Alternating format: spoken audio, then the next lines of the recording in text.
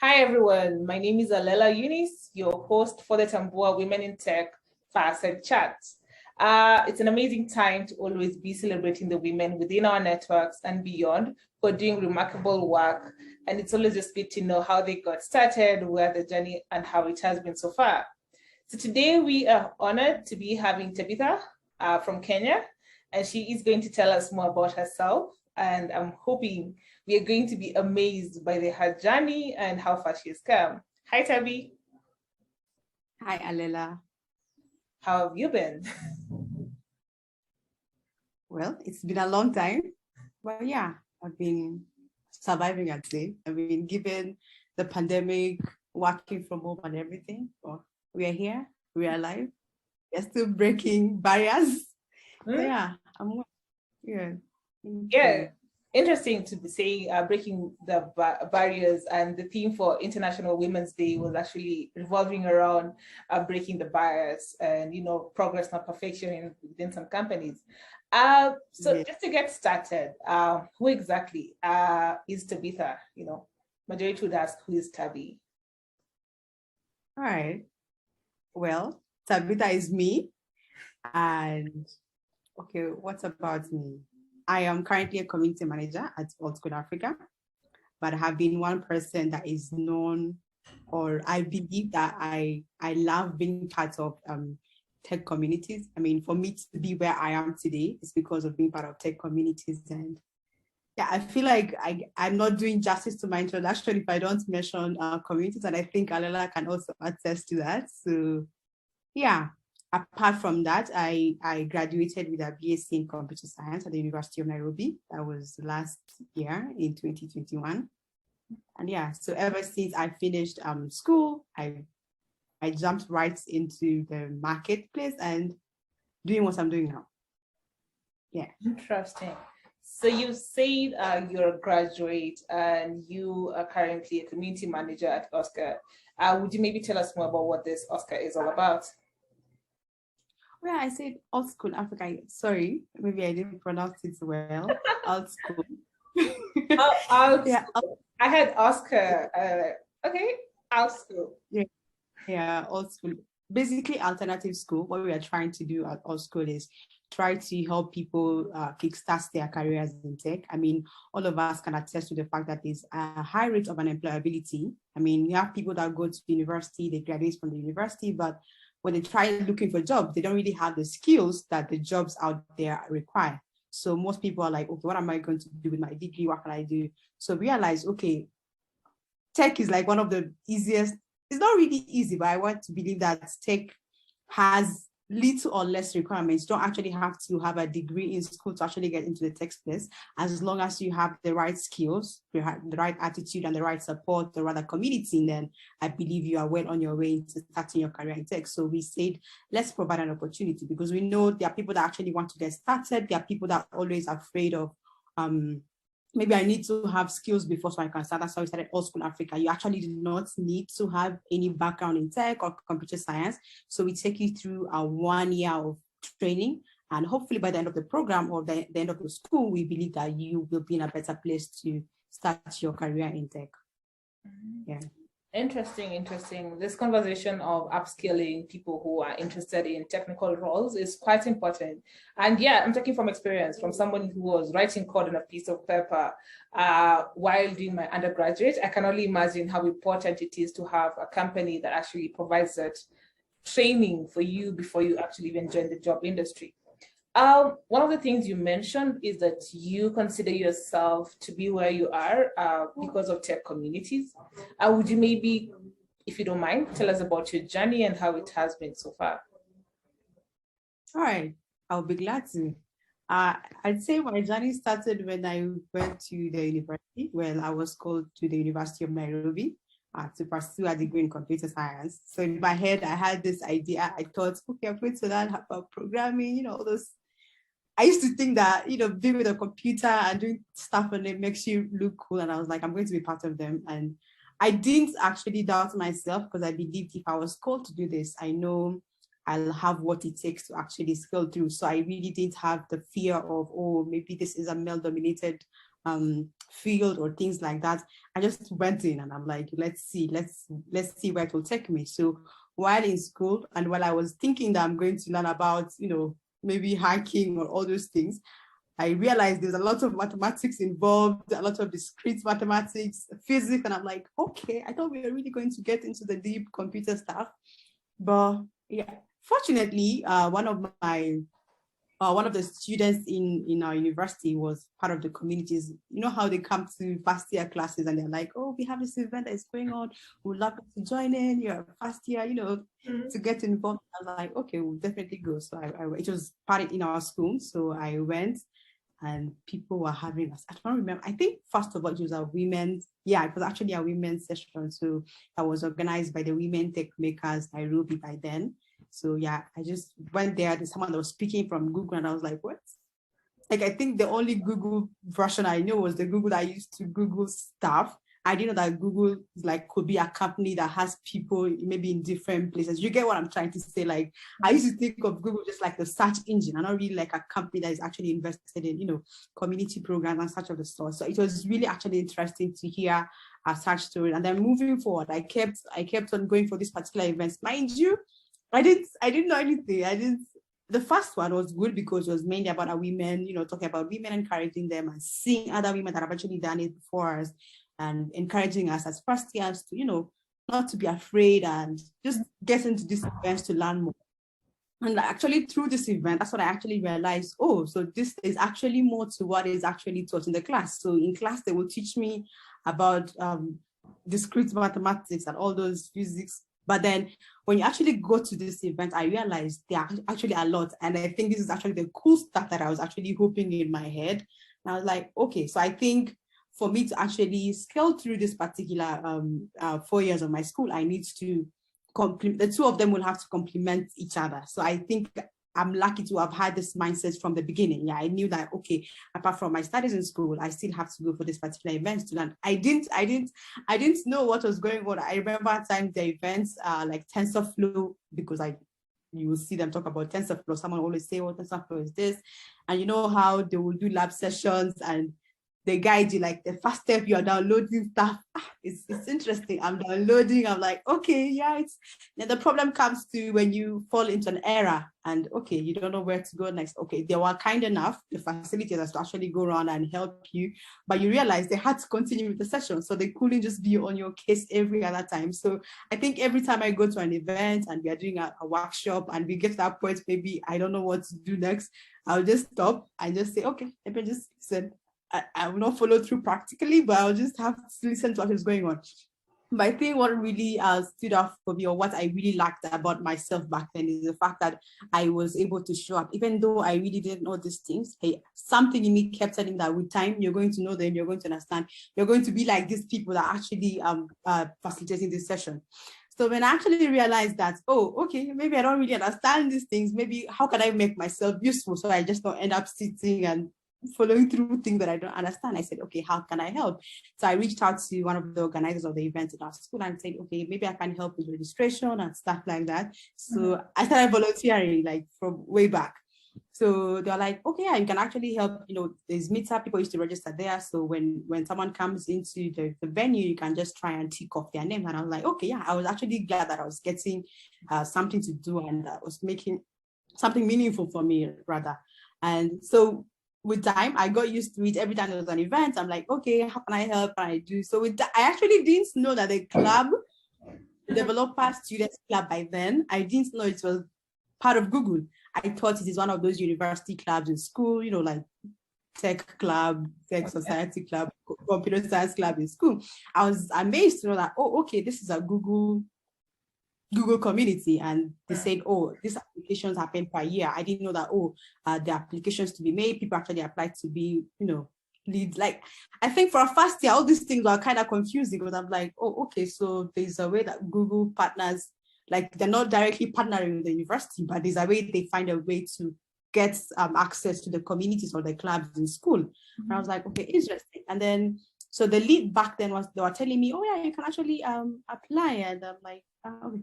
I don't know, I'm sure you know Mercy. I think Mercy is like the person that actually introduced me to this event. And every time I used to help her out in the events, he said, yeah, you know what, Tabby, you can actually apply it. Once we are gone, nobody else is going to be left to actually organize this event. I was like, oh, okay. But I was a little bit scared. I was like, I'm still young. I think I was in my second year by then. I really do not know much. So I'm like, I don't know. They say you don't really have to have solid technical skills as long as you have the passion for the community to help out and organize the event, and I think you're good to go. So I said, okay, let me just give it a shot. I applied. Thank God, I don't think there were aces during my application, but whatever they required, I did, and luckily I got in, and I was a good developer student at Lead.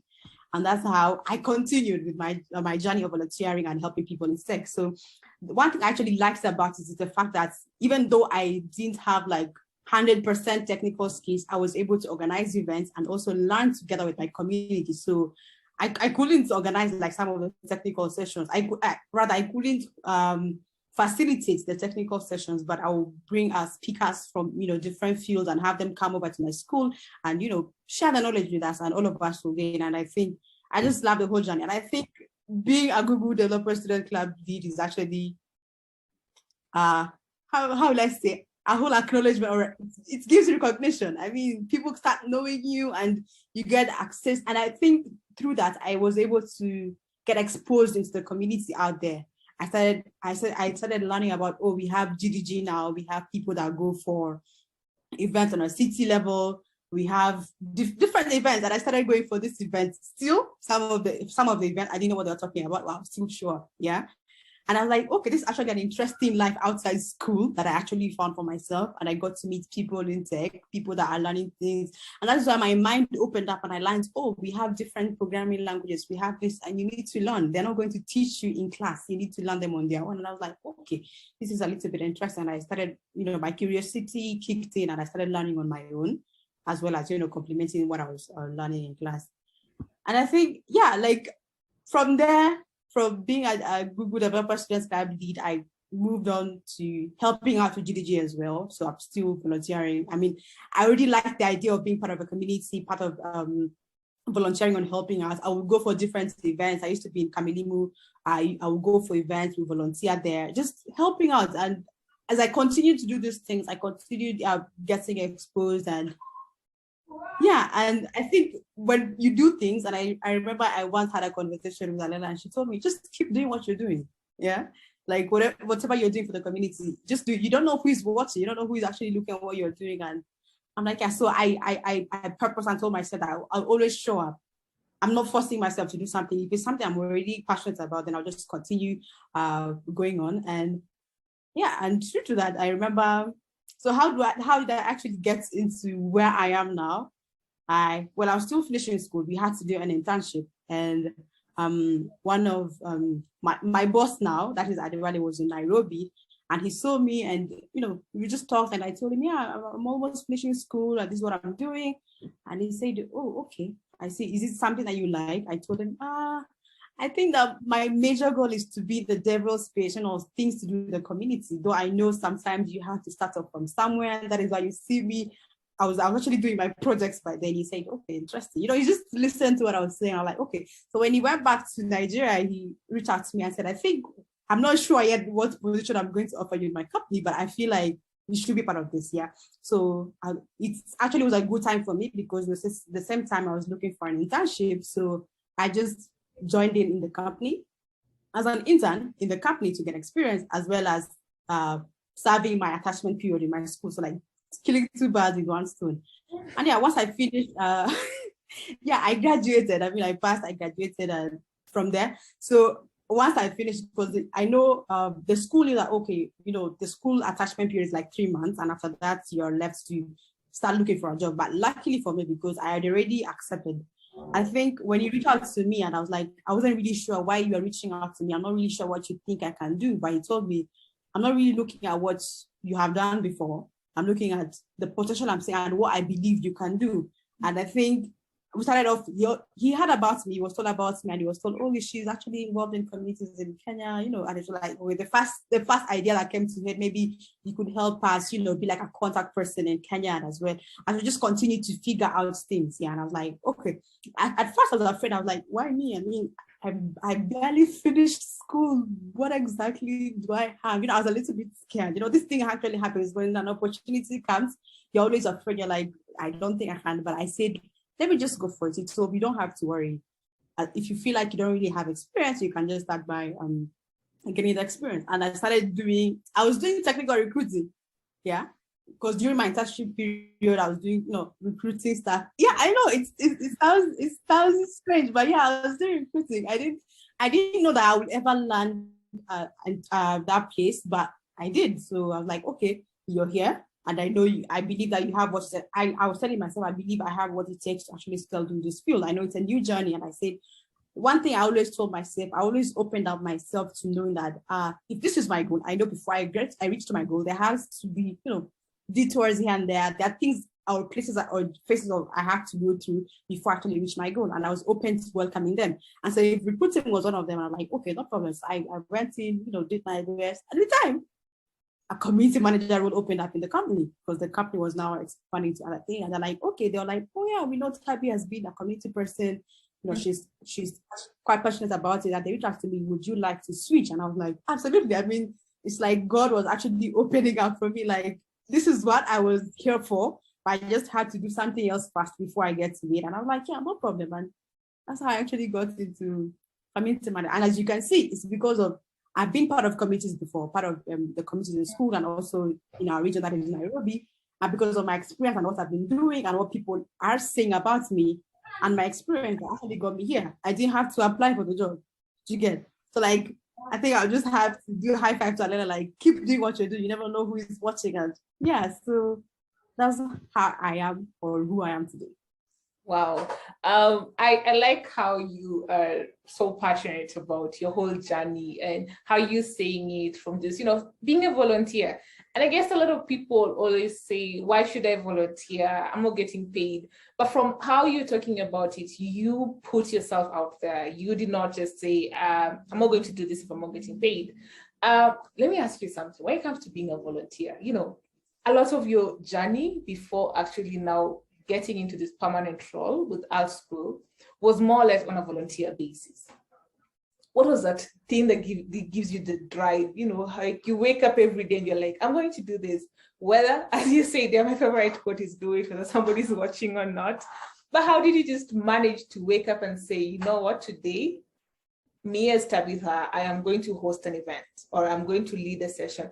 I remember from one of our conversations during Valentine's in 2019, I asked you to come lead a chord jam, something that you had never done. And you're like, sure. So like, what is it that makes you do this? Like wake up and say, today, this is my plan.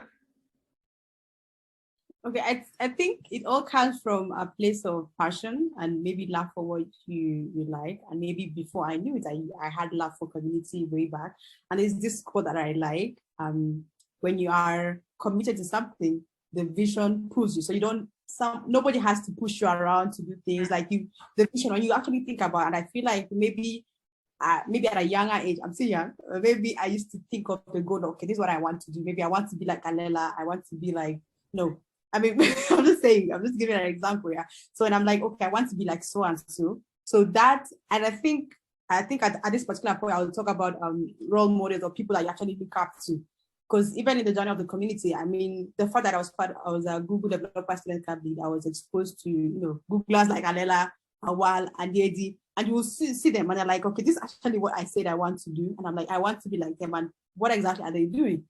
And I know like part of community is volunteering. Sometimes it's not easy. It's not easy to wake up and decide to organizing an event and maybe you find that it's only one person that came or two people that came. It's not easy. It's not easy to actually organize such event. It has to be, and I think everything is just coming from a place of passion. Like, this is what I like, this is what I enjoy. I know even when I was doing my course in computer science, and people actually, even till now, I know people look to me and they're like, hey, programmer, and I'm like, I was telling, I don't think, yes, I know I learned this and I know I can code, but I feel like this is not it for me. It does not stick up for me. I think from the start, I always had a passion for community. And that's why I said, okay, for me to actually, because I know it's not like something that I was there before. I think the whole community started just getting traction in these recent years, and people actually embracing more of community programs and such.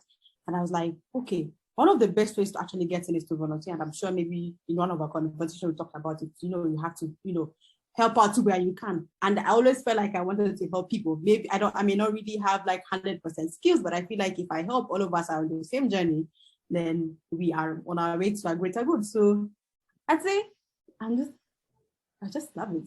It doesn't happen to everybody. So I'd say it's passion that, drives me and inspires me to do this. And I like interacting with people. So I'd say, given that I'm an extroverted person, I like being out there. I don't want to be alone. I'm not saying coding is bad. I'm just saying for me, I prefer engaging with people. Conversations. Yeah, I prefer engaging with people and getting them into actually tech and learn how to code. Yeah, as we continue, because someone has to spread the gospel. Yeah? And I think volunteering goes a long way in doing that. So yeah, same question. Yeah, and from computer science, it is, I guess, I would say still a male-dominated field. As somebody who has been in that space and is still in that particular space, what are some of the challenges that you say you have faced, and how have you tackled them? Challenges. Well, of course, okay, I don't know if this does not directly affect it, but I know, like you said, it's a male-dominated field, so there are few females, in as much as we might want to have like a 50-50 representation, but you always find, I think in my class we were like 15 or so, and then so maybe in that class of 15 are ladies, so the rest are men, and you're like, okay, and sometimes to give you a sense of, you feel like I'm actually doing something, great. But I feel like in as much as, we have people actually out there doing some of this, how do you call them? Some of these courses that are male dominated. There are people that are also afraid. They get this notion because there are so many males doing it. You feel like maybe it's because it's hard, you cannot do it. And that is why people feel like you need extra force or you need extra things to actually scale through. But I think all of us are equal. Like if you, Allela, if you're a male and you can read about computer architecture, like if you are a male, I'm a female, and all of us are given the same information. I believe that all of us can grasp the information, and if it's an exam, we can always ace it. So I'd say all of us have equal opportunities. There's no need for you to feel like, oh, because this is a male-dominated course, I cannot do it. As long as the information is there and you have the skills, or you are open to learning the skills, then you're able to do it. But I feel like most people still need encouragement. We still have young people that we actually need to, remind them often that, okay, this is something that can always, you can do it. You don't have to have extra or superpowers to actually do computer science. It's just like a normal course. And all of you, like in the class setting, no one is put as special than the other. All of you have the same teacher, and if this person can actually understand, then you also can understand. So there was that. We always had to, you don't want to look like, I think even personally, and even if I didn't realize it, but I know I always didn't want to disappoint. I was striving to make sure that, okay, this is a male-dominated field, but I was called to do it, and I can do it. Even though it's some things are hard, maybe I don't understand. I don't want to give in to the fact that I don't know. So how did I actually solve that? So maybe in cases where I don't understand something or something is difficult, I mean, there are always people that are always willing to help. And I still take it a space where people are always, free and all that. So we'll just find someone in the class to help me with something. And before you know it, you understand. Sometimes you understand something when a peer explains it to you compared to when a teacher explains it to you. So one of the ways I was able to not feel like I can't do this because I can't understand this, or give in to the pressure of, no, you can't do it. Yeah, it's the fact that I was able to ask for help. Or if you don't understand something, ask for help. I know ask for help is something not most people are open to always asking for help. You don't want to look weak, but I think it makes you strong, because at the end of the day, all of you are going to be into, yeah. And I know there's also the whole notion of, maybe when I give a response, maybe when a teacher is asking a question in class, and when I give a response, the lecturer is more likely not to, I don't know, those that made it look like the guy's response is more, concrete and more solid than your own. I mean, it goes without saying that lecturers actually made it obvious that they prefer, the males compared to the females. Yeah, but I think one thing I liked about my class and maybe the ladies in my class is the fact that we were able to, how like I don't want to say stand out. We made sure we excelled. So most of the things the ladies will be the one passing. Like if it's question will be passing, if it's the whole community. I think most of the classes in my school are actually led by females. Like we are always out there to show that this thing all of us can actually do it. I know there are so many challenges out there, but I'm glad to say that I was not really able to experience some of them directly as such, because things have changed and there's more advocacy for equal resources, equal rights. That if a guy can do this, I can also do it. I know like before it was not there, but now there's more advocacy on it, and I think it's really helping us to be proud of what we are doing and actually do whatever it takes to actually excel in this particular male-dominated field. Yeah, I like your insights. Wow.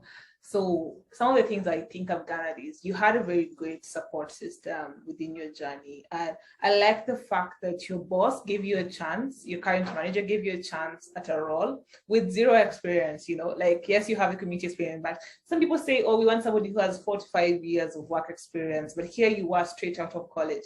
I remember when we gave you a shout out last year, you were still a student, and so here you are talking about all the amazing work you're doing with AltSchool. I guess this is just to ask you, what is it that you would tell somebody, a fresh graduate, who's, trying to figure out which path could they take, what areas would work for them and things like that? Like, do you have any words of wisdom from your points? Well, not really words of wisdom, but I feel like the best thing for anyone to do right now, especially if you're talking about graduates in this particular case, then you don't have to rely on the knowledge that you have from school. Just find out what is going on outside there, what is going on if it's in tech, what jobs are out there, what are the trends in the marketplace, what skills do I need? And I like the fact that the internet is available, like anything you need, any resources, they're always out there. We have communities if you need resources that you can always reach out to and learn. So just get the skills. I mean, with this whole pandemic going on, people are mostly talking about upskilling and getting skills from anywhere. So just go ahead and learn. Don't be afraid to learn. Just accept first that you don't know something. And then when you realize that when you accept that, oh, I don't know this, but then what do I do? Will I just sit down and say, oh, I don't know, let me just wait for what my degree can offer me? Just, okay, I don't know this. So this maybe most people are taking up product management, or most people are talking about software engineering. So what exactly can I do to become a software engineer? Do I need certain skills? And when you find out what these skills are, then you go ahead and learn them. You can always Google them.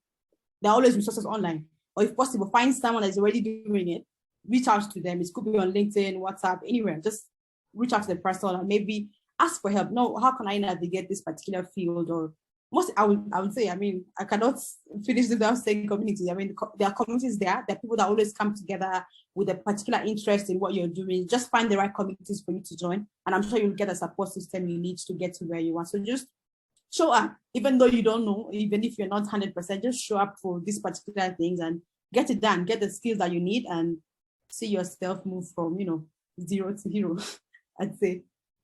Wow. Thank you so much, Tabby. I guess personally I've learned a lot. I know I always say it's always good to hear from another person's perspective. You just get to know how exactly they got to where they are, some of the challenges that you have mentioned, and some of the even experiences and how you feel people and also part of what you did as a volunteer have also helped you grow in your career. I guess it's just to say you have like so much to achieve. You have achieved a lot, but you're such a remarkable woman and still have so much to achieve. Thanks so much for creating time to join us for this very, very short, fireside chat. It was really good to learn more about you. And yeah. Yes, tell us.